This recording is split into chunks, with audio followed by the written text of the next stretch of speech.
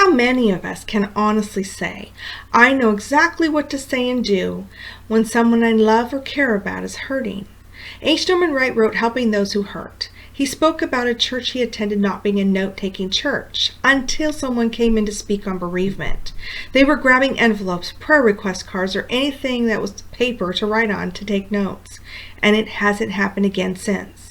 I believe there are a lot of areas like this when it comes to churches. We should be taking notes. We should be learning and educating ourselves about life. In the book, H. Norman Wright quotes Harold Ivan Smith, who says, "Grief sharers always look for an opportunity to actively share." You can never fix an individual's grief, but you can wash the sink full of dishes. Listen to him or her talk. Take his or her kids to the park. You can never fix an individual's grief, but you can visit the cemetery with him or her. Grief sharing is not about fixing, it's about showing up, coming alongside, being interruptible, hanging out with the bereaving. In the words of the World War II veterans, present and reporting for duty. The grief path is not a brief path. It's a marathon, not a sprint. H. Norman Wright goes on to say, biblical guidelines for helping is Proverbs 3, 5-6. Lean on, trust in, and be confident in the Lord with all your heart and mind, and do not rely on your own insight or understanding. In all your ways know, recognize, and acknowledge Him, and He will direct and make straight and plain your paths.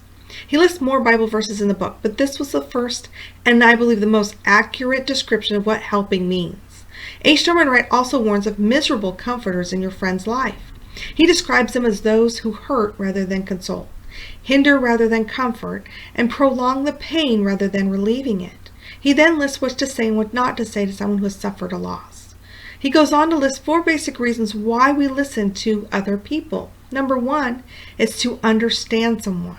A hurting person needs this. 2, it's to enjoy the other person, even though you may not be enjoying him or her at this time. 3, it's to learn something from the one that's talking, and you will, and it may shock you. 4, it's to give help, assistance, or comfort to that person. This is a major reason. Here are the obstacles he lists to prevent listening. They are defensiveness, personal biases, different learning styles, inner struggles, interrupting instead of listening, mental overload, bad timing, physical exhaustion, selective attention. He then goes on to quote Harold Kushner, who describes your ministry as, at some of the darkest moments of my life, some people I thought of as friends deserted me. Some because they cared about me and it hurt them to see me in pain. Others because I reminded them of their own vulnerability. And that was more than they could handle. But real friends overcame their discomfort and came to sit with me. If they had no words to make me feel better, they sat in silence. Much better than saying you'll get over it or it's not so bad, others have had it worse. And I love them for it. The quote came from his book, Living a Life That Matters. H. Norman Wright goes on to discuss the different types of losses. First, there's potential losses, layoffs, awaiting an outcome of a biopsy, a spouse saying, I'm thinking of divorcing you, a business investment that may not come through, being sued by an angry employee or customer, being in a foreign country and terrorists threaten to detain everyone as hostages, or a friend telling us he suspects our son has been using drugs.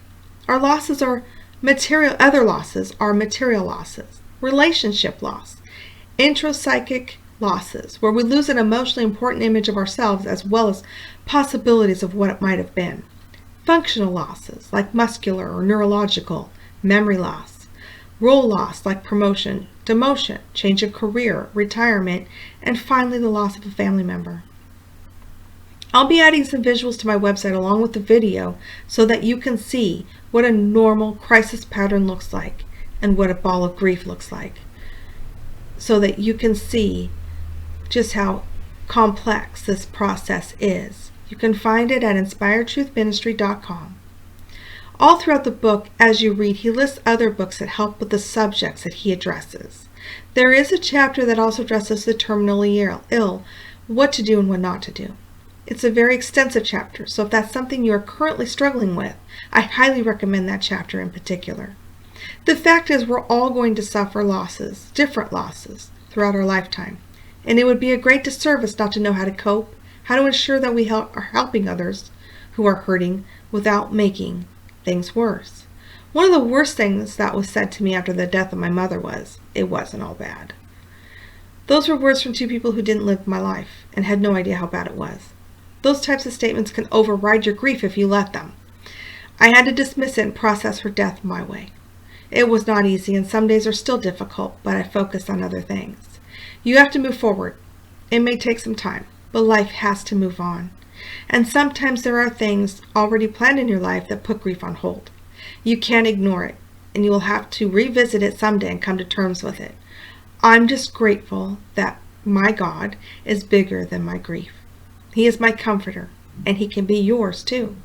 One of the things that was not mentioned is once you personally go through a loss, then you'll be able to know how to help others because you know what it's like to suffer a loss.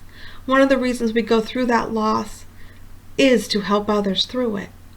That's why it's so tough to engage those that are hurting, why the process is so long and isn't an overnight, "I will get over it." Please share this information with those that are hurting. If you want to learn about how to engage the hurting, please listen and check out my website for the Grief Ball and the Pattern of Grief. It's better to understand how complicated this process is so that you can understand why you must be delicate to those who are grieving.